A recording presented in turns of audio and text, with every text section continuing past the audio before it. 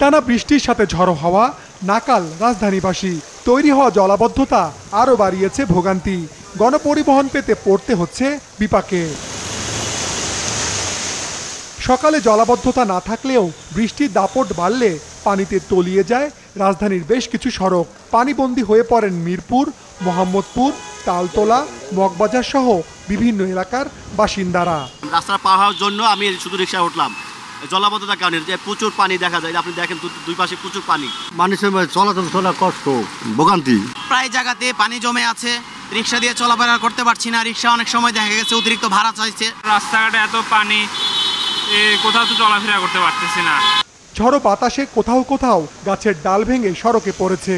প্রতিকূল আবহাওয়ার কারণে সকাল থেকে কর্মস্থল, শিক্ষা প্রতিষ্ঠান কিংবা জরুরি কাজে যারা বেরিয়েছেন সবাই পড়েন ভোগান্তিতে।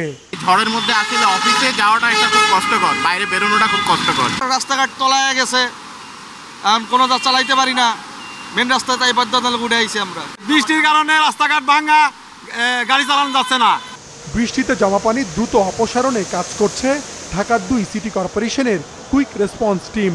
ঢাকা উত্তরের জন্য ১৬১০৬ এবং দক্ষিণে ০১709900৮88 এই নম্বরে যোগাযোগ করতে বলা হয়েছে। ঘূর্ণিঝড় রিমেলের প্রভাবে আগামীকালও ঢাকাসহ দেশের বেশিরভাগ জায়গায় মাঝারি থেকে ভারী বৃষ্টিপাত অব্যাহত থাকতে পারে জানিয়েছে আবহাওয়া অধিদপ্তর। মাশরুক রাহাত, মাছরাঙা সংবাদ, ঢাকা।